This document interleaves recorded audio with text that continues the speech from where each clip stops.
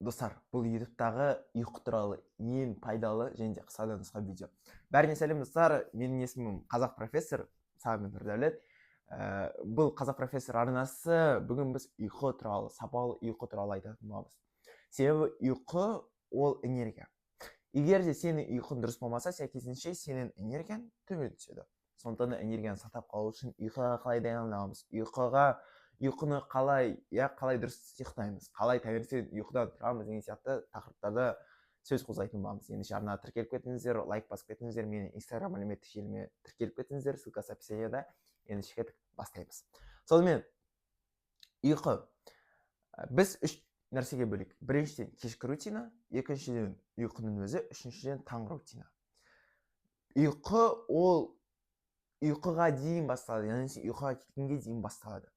Мысалы, кейбір адамдар болады, олар 10 сағат ұйықтайды, бірақ шаршаңқы болып тұрады.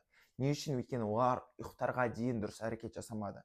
Олар сағат 2-лерде ұйықтап қалды, мысалы 2-3-лерде ұйықтайды, таңғы емес, түсте бірақ оянады, бірақ шаршаңқы болып оянады. Бас ауырады, басқа бірдеңе. Бұның бүкілі ұйқыға дұрыс дайындалмағандықтан. Сондықтан да алдымен кешкі рутина туралы айтайық.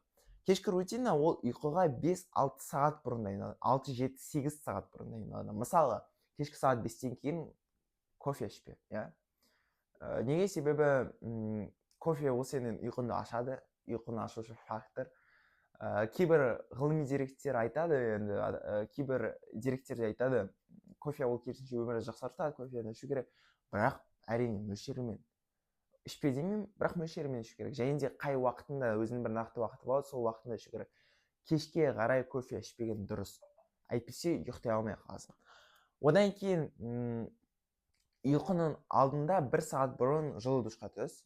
Себебі ұйқының алдында жылы душқа түссе, жылы душ сенің ұйықтауға арналған гормондарыңды төмендетіп, яғни сенің ұйқыға арналған гормондарыңды оятып, кішкене басады, өз-өзіңді. Кейін ұйықтарға дейін 1,5 сағат дейді, 1 сағат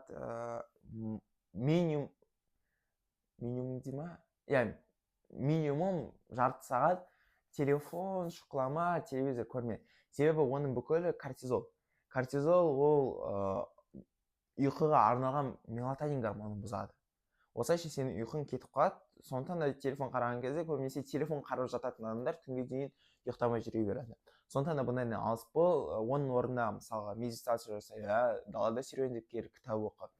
Және де тағы да енді біз қазақпыз ғой, мұсылманбыз дейміз. Сондықтан да түнде болады, ондай әрбір адамда болып көрген шығар. Мысалы басылып қалу, мысалы менің өзімде болған, басылып қалу, түнде бір шошып ояну, ай кезбелік деген сияқты. Сондықтан да ондайлардың бүкілін құтылу үшін, ондайлардан аулақ болу үшін, мысалы сүре, дұға оқып жатуға болады. Осымен біз кешкі рутинаны аяқтадық. Енді ұйқының өзін. Негізінде адамдар айтады, 8 сағат ұйықтаған дұрыс дейді. Әрбір ересек адам 8 сағат ұйықтаған дұрыс дейді.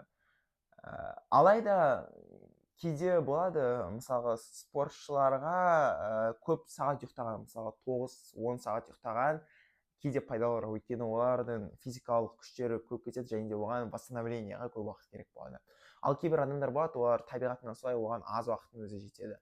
Және де ұйқының қанша сағаттылығы емес, ұйқының сапалылығы әлде қайда маңызды. Кейін максимум 11:30-ға дейін жүргенім болады, негізінде 10 мен 11 арасында ұйықтап қалғаным болады. Өйткені бұл кезде ең көп жаңағындай, сол кезден бастап түнгі сағат 2 мен 3-тің арасында мелатонин гормоны қатты көп бөлінеді. Ең мықты гормон сол кезде бөлінеді. Бұл ұйқының өзі туралы. Жарықта ұйықтамайсың, жарықтың бүкілін өшіріп қоясың. Көбінесе жарық түскеннің кесірінен көздің құртылуы болады. Менікі одан емес, уайымдамаңыздар. Бәлкім содан. Жаңағы дыбыстардың бүкілін, артық дыбыстардың бүкілін өшіріп қоясың да жатасың. Кейін ұйқы түрінің өзін айттық, таңғы рутинаға келсек. Таңғы рутинада сен ұйықтан тұрасың. Мынандай бір кеңес беруге болады, таңертең ерте тұр, 4-5-терде тұр. Неге? Себебі бұл уақытта күн шығады, сол күн шыққан уақытта ғылыми дәлелденген ақпарат ми қатты жұмыс жасайды. Ми губка сияқты болады. Кез келген ақпаратты қабылдауға болады. Сол кезде сен мысалға бір тіл үйренуге болады, басқа қажетті ақпараттарды кітап оқуға болады деген сияқты. Өйткені ол кезде информация қатты жұмыс жасайды, ми қатты жұмыс жасайды. бірақ сен егер де бұрын сонды 2-3-терде немесе 10-11 9-дарда тұрып жүрсең, ол кезде тұрудың қажеті жоқ. Ерте тұру деген міндетті түрде 4-5-терде тұру емес. Ерте тұру деген сен өзіңнің уақытынан бұрын тұру. Мысалға сен сағат 9-да тұрасың, сен жарты сағатқа кейін ауыстыр, яғни 8:30-да тұрасың. Сағат 11-де тұрасың, 10:30-ға ауыстыр, 10-ға ауыстыр. Осылайша 2-3 апта жүресің, кейін қайтып жарты сағатқа төмен түсіре бересің. Мысалы сен 8-де тұрасың, 7:30-ға түсіресің, 7-ден 7-ге түсіресің. Осылайша сен түсіріп 5-4-ге дейін жетуге болады. Бастысы асықпа, өзіңе ыңғайлы етіп, ақырындап аз-аздан бірақ үздіксіз жаса. Бұл таңғы рутина, және де таңерте тұрған кезде 1-2 стакан жылы су іш, және де салқын душқа түсуге болады. Мысалы ұйықтардың алдында сен жылы душқа түссең, таңертең тұрған кезде сен салқын душқа түс. Немесе ер адамдар салқын душ, әйел адамдар контрастты душ қабылдауға кеңес береміз. Контрастты душ деген ол жылы су мен салқын суды кезек-кезек алмастырып шайнасың. Бұның бүкілі сенің ұйқыңнан оянуға, өзіңе деген энергия арттыруға көмек береді. Осылайша сен тіпті ауырмайсың. Бірақ міндетті түрде, егер сенде қандай бір проблема болса, дәрігерге қаранғаны дұрыс. Осымен достар, осындай бір қысқадан нұсқа кеңестер міндетті түрде өмірге қолданайық, ұйқымызды түзетейік. Бұл ақпараттар менің авторлық кітабым «Жасөспірім фундаменті» кітабынан алынған болатын. Кітап өте кішкентай бағамен Каспий магазиннан алсаңыздар болады, ссылкасы описанияда. Ендеше бұл сіздермен бірге болған қазақ профессор, тағы да баршаларына рахмет. Өмірге қолданайық, ұйқымызды дұрыс